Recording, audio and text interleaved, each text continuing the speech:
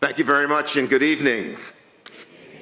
I am delighted to be with you this evening because of two things. First of all, because of you.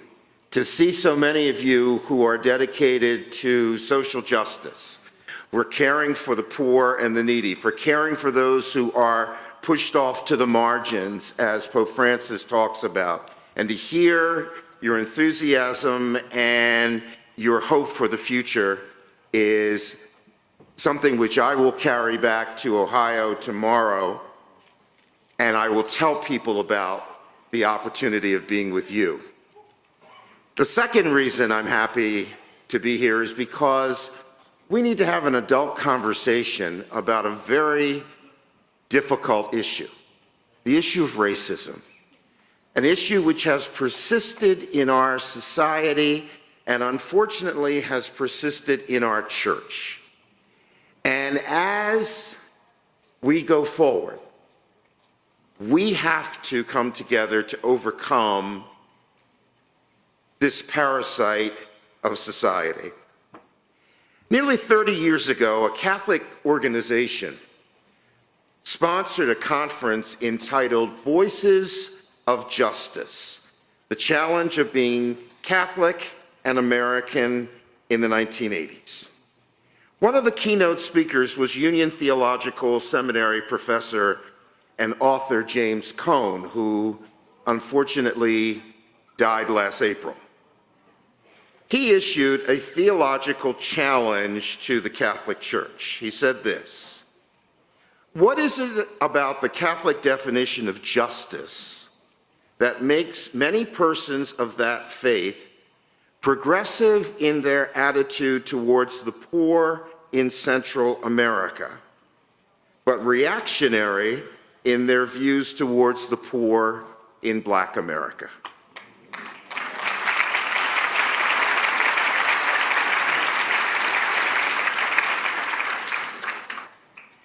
Cone goes on to say, "It is the failure of the Catholic Church to deal effectively with the problem of racism that causes me to question the quality of its commitment to justice. I do not wish to minimize the importance of Catholic contributions to poor people's struggle for justice, but I must point out the ambiguity of the Catholic stand on justice when racism is not addressed forthrightly." Cone's reservations concerning the adequacy and effectiveness of American Catholic reflection on racism, as directed, in his words, towards African Americans, but as also seen by other groups of color, has also been expressed by official voices within the American Catholic Church. In 1989, the U.S. Bishops' Committee on Black Catholics issued a statement commemorating the 10th anniversary of the Bishops' Conference only pastoral letter concerning racism. It was entitled "Brothers and Sisters to Us." Sadly, this anniversary committee found little worth celebrating. It concluded that, quote, "the promulgation of the pastoral letter on racism was soon forgotten by all but a few. A survey revealed a pathetic, anemic response from archdioceses and dioceses across the country. The pastoral letter on racism had made little or no impact on the majority of Catholics in the United States. In spite of what has been said and written about racism, very little, if anything at all, has been done. Such it was yesterday, it is today." End quote. More recently, in 2004, 25 years after the pastoral letter, Brothers and Sisters to Us, the U.S. Bishops commissioned a study to discern its implementation and reflection. The commission paints a rather disheartening picture of the Church's relationship with the Black community. For example, since Brothers and Sisters to Us was issued, very few statements were issued condemning racism or stating that it was in fact sinful. Rather, the statements that were issued address personal attitudes of direct racial malice. In addition, the Commission notes that many diocesan seminaries and ministry formation programs are inadequate in terms of their incorporation of the history, culture, and traditions of the Black community. Most disturbing is the Commission's report that white Catholics over the last 25 years have exhibited diminished rather than increased support for government policies aimed at curbing racial inequality. Of these official reflections, the significant lack of compliance of the American Church with its own recommendations contained in Brothers and Sisters to Us is extremely disturbing. While racism is America's most persistent sin, it appears that the American Catholic Church has continued to be virtually silent about its significance in seminaries, churches, and every other segment of the larger church community in America. Which leads to the question, why? What is the place of race in the Catholic imagination? And how can we begin to actually confront racism so that there is change in our community? Let's begin first with a definition of racism. If you ask someone what racism is, you will get a huge number of definitions. The one that I have found most effective is this. Racism is race prejudice plus power. It begins with that sense of race prejudice, that somehow one race is better than another. If you add to that power, political, social, psychological, whatever, you have racism. And racism can easily become institutionalized as we see in our country. Most expressions of racism, at least racism directed at African Americans, can be traced directly back to our country's involvement with the transatlantic slave trade during colonial times. Therefore, it would be prudent for us to begin our investigation at that point in American history. But in order to set the stage for the American experience, we need to briefly examine the attitudes of the church as it grew in its foundations in the first century. The issue of slavery is one that historically has been treated with concern within the Catholic Church. After the recognition of Christianity within the Roman Empire, there was a growing sentiment that many kinds of slavery were not compatible with Christian conceptions of charity and justice. Some argued against all forms of slavery, while others argued the case for slavery subject to certain conditions. Initially, church teachings made a distinction between what was called just and unjust forms of slavery. Unjust forms of slavery involved enslaving those who were baptized. Just forms of slavery involved enslaving those who were not. Over time, abject slavery diminished in Christian Europe, but it was often replaced with a form of indentured servitude, which in some circumstances could be just as self-destructive as slavery. But with the advent of European imperialism into the African continent, slavery again came to the fore. In response to the enslavement of people of color, Pope Eugene IV authored a papal bull in 1435. Addressed to a bishop in Portugal, he condemned the enslavement of the indigenous people who had converted to the faith. Consequently, he commanded that all within the space of 15 days of the publication of this letter, be restored to their earlier liberty. This directive, the Pope said, was issued under pain of excommunication. So he was being very serious about it. A century later, as Europe expanded into the Americas, the Church once again responded to the evil of slavery. This time it was Pope Paul III. However, he presents a slightly different understanding of slavery. Paul III was not concerned about articulating a meaning of just or unjust slavery. Rather, he asserted that whomever is endowed with the capability to receive the faith of Christ and welcomes his gospel, baptized or not, should by no means be deprived of their liberty or the possession of their property. This clearly was an advancement in the Church's position on slavery, and as such created some apprehension among Catholic colonists in North America. Apprehension, yes. Thoughts of abolition, no. The reason was that as the colonies began to expand, so did the institution of slavery, at least in the South.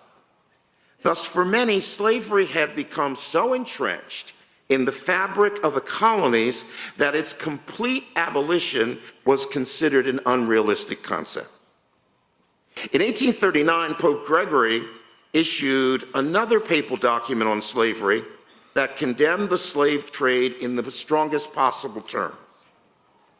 However, Gregory's letter did not end the slave trade in the United States, but it did at least produce a debate in the Catholic community. The Catholic population of the United States, which had grown from 35,000 in 1790 to 195,000 in 1820, and then ballooned to 1.6 million by the time of Gregory's apostolic letter, made Catholicism the country's largest single religion in the 19th century. As Catholic ranks swelled, mainly as a result of immigration, arguments raged over exactly what Gregory's letter taught about slavery. Some put forward the case that the Church opposed any and all forms of slavery, while other American leaders sought to interpret the apostolic letter in the narrowest possible fashion in order to minimize its significance. Sad to say, many bishops in the South were slave owners. For some of them, slavery was not simply an institution that had to be endured, but instead it was a blessing for Black people. For example, 4 months after the beginning of the Civil War, one bishop from Louisiana wrote a pastoral letter to his flock in which he said, quote, "The manifest will of God is that in exchange for their freedom, of which they are incapable, and for a labor of the whole life, we should give to these unfortunate ones their legitimate portion of the truth and the goods of grace, which console them in their present miseries." Considered from this point of view, slavery was really not an evil at all, but rather a means of a degraded class bettering itself. Moreover, the bishop argued that slavery was an eminently Christian work because it led to the redemption of millions of souls. Now, here it is important to point out that this negative attitude toward Blacks in the Catholic community was not unique to the South. Even in the North, the sentiments of the Catholic laity, most of whom, as I mentioned, were recent immigrants, was decidedly anti-Black. In the years leading up to and during the Civil War, and even after the destruction of institutional slavery following the Civil War, there were few white Catholics who really believed that Blacks were equal to whites. Just as their Protestant contemporaries, white Catholics bore an assumption of Black inferiority. Despite these negative notions, there was always a remnant of Catholics that worked diligently to advance race relations in the United States. One individual who was responsible for such an effort was a gentleman by the name of Daniel Rudd. By the end of the 19th century, Rudd had made himself known to both clergy and laity as the leading Catholic representative of the Black race. In his newspaper, the American Catholic Tribune, Rudd wrote, quote, "The Catholic Church alone can break the color line. Our people should help her to do it," end quote. With this sentiment, Rudd developed the idea of a National Congress of African American Catholics. The first Black lay Catholic Congress took place in January of 1889. The delegates, numbering over 200, made appeals to labor unions, factory owners, and trade unions to admit Black men to their ranks. They spoke of children and the need for orphanages, hospitals, and Catholic schools. Subsequent Black Congresses stressed the Church's need to preserve the deposit of faith regarding the equality of all peoples before God. The meetings consistently reminded the leaders of the Church of the mission to announce love in place of hate and to raise up the downtrodden and proclaim the essential value of every human being. The National Black Catholic Congress continues to this day, and the most recent one was held in Florida a year and a half ago. Along with the Black Lay Congress in 1909, another important Black Catholic movement began in Mobile, Alabama. Thank you for that. Thank you for Mobile. Through the initiative of several pastors of the Josephite order. The Knights of Peter Claver were founded to be a national association of Black men to foster fellowship and bring about a spiritual awareness and interest in Catholic Church tradition. In 1922, a ladies' auxiliary was instituted into the organization. These organizations, the Knights and Ladies of Peter Claver, became important elements in the religious life of Black Catholics. Many members worked on issues of civil rights and collaborated with organizations such as the NAACP and the National Urban League. Fortunately, there were Catholics who refused to accept segregation and its consequences. The Southeast Regional Interracial Commission, founded in 1948 by students at Loyola Xavier University, held interracial masses at college campuses. The Commission on Human Rights, organized in 1949, held interracial masses and sent petitions to church officials demanding immigration in southern parishes. And both of those organizations were started by people such as yourselves, by young people who wanted to take action. These were hopeful signs, but still, most Catholic parishes remained segregated along racial lines during the first half of the 20th century. Some dioceses created separate parishes for Blacks, while in other areas, Blacks could attend any Catholic church, but often had to sit in the rear of the church or in the balcony, and were unable to receive communion until every white parishioner had already received. Some parishes even placed screens between the seating area of Blacks and whites. Moving forward in history, the Catholic Church's role during segregation and the civil rights movement was at best ambiguous. Suffice it to say here that there were many Catholic leaders, including bishops, priests, religious women in full habits, university presidents, and others, who risked their lives to support the cause of racial justice. But in the judgment of most historians, they were the exception to the rule. For the most part, the Catholic Church and its rank and file members remained on the sidelines and watched from afar. After the civil rights movement, undoubtedly, some progress was made. But how far have we truly come? When considering the history of race and the Catholic Church, one cannot help but wonder why in the United States there has been so little social consciousness among Catholics about the problem of racism.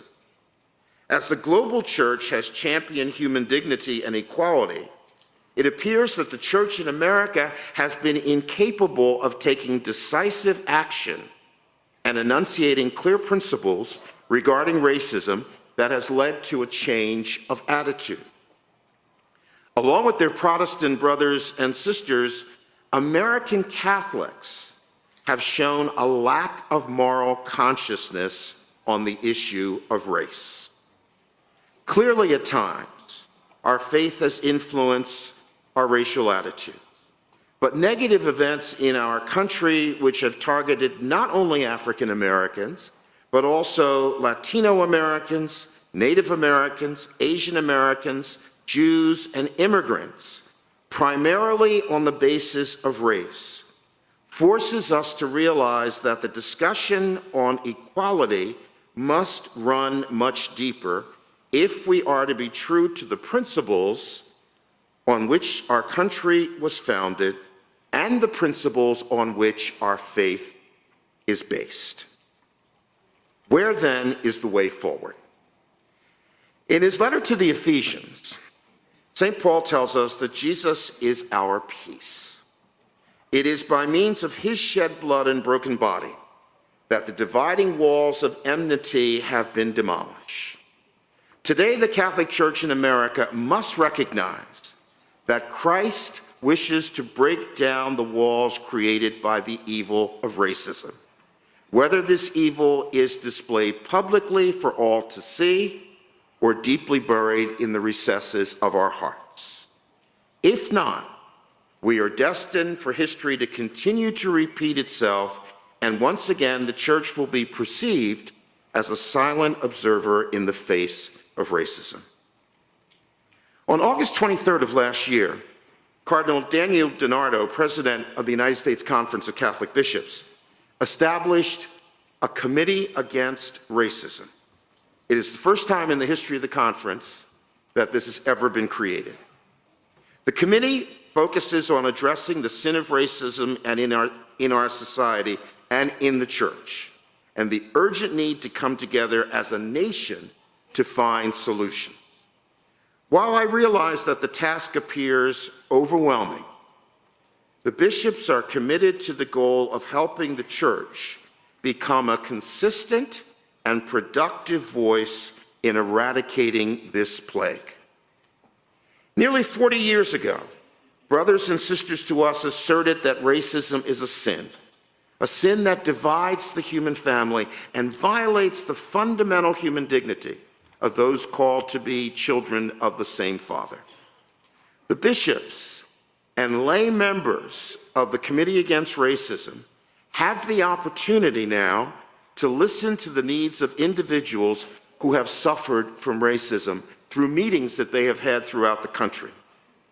We will have the opportunity to bring together members of the Black community, Latino community, Asian community, Native American community, and all people of different races, to bring them to one table to work together to find solutions to this epidemic of hate that has plagued our nation for far too long.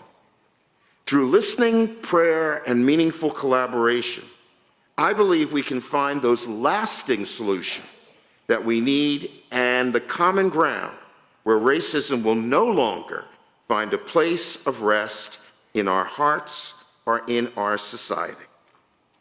One initial effort was the calling of an ecumenical gathering of religious leaders across the board, not just Catholics, not just Christians, religious leaders who believe in values, to frankly talk about this problem. This occurred in Washington last April and was very successful. At the same time, the committee is working on a pastoral letter, and that pastoral letter will be followed by a conversation on race in Catholic institutions across this country. in schools, in seminaries, in Catholic charities organizations, in Catholic health organizations, and social service organizations. The goal will be not only to listen, but to educate and act in order to change hearts, which will lead to a change of attitude. We also must realize that personal interaction is extremely important. It is extremely important to make an effort to know someone of a different race, to listen to their story, to walk in their shoes, as we heard earlier. Then to use the gifts that you have been given, especially through the Jesuit and other schools that you have gone to offer people on the margins opportunity. The great gift of going to a good school is that you learn so much, and then you have to decide what you're going to do with it. If you hold your gifts to yourself, they will atrophy and die. But you have the opportunity to open the doors of opportunity to others who are left aside. And you can make a difference in their lives, but you have to know them. You have to push back the walls of fear and go out to people who are different, who don't look like you, who don't talk like you, and bring them in, but also allow them to bring you in to their world.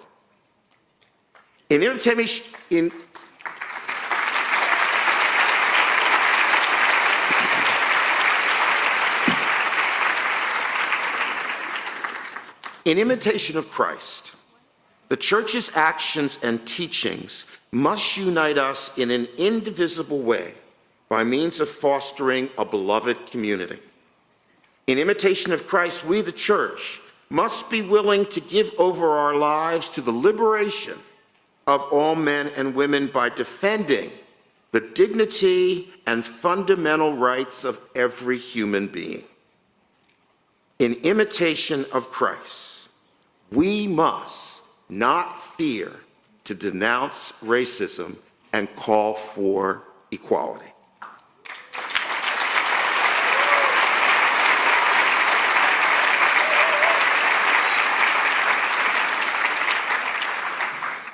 If race in the Catholic imagination is to exemplify the love of Christ, it must move forward with the realization that no one can enter fully into communion with the Lord if one's relationship to the other is marked by indifference or oppression.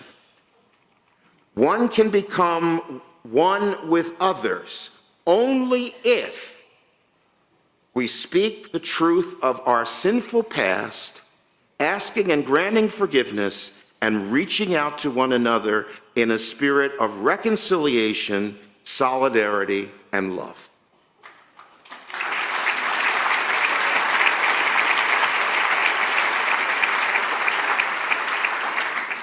Together, my brothers and sisters, we must break the silent complicity with the social evil of racism that has marred the past and continues to mar the present reality of America.